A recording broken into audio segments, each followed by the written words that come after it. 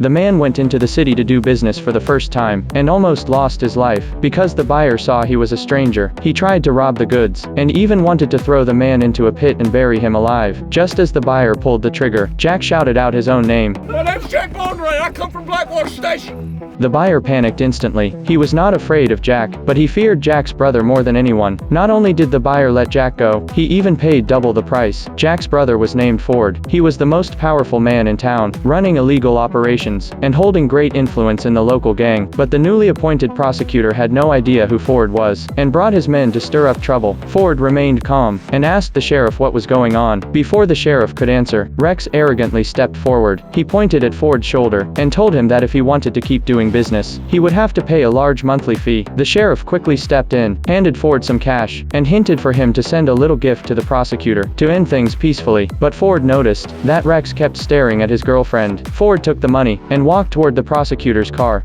Can I help you, son? Yeah. You send your clown with the bow tie around here again, and I guarantee you'll personally pull a cleaver out of his fucking skull. You understand me?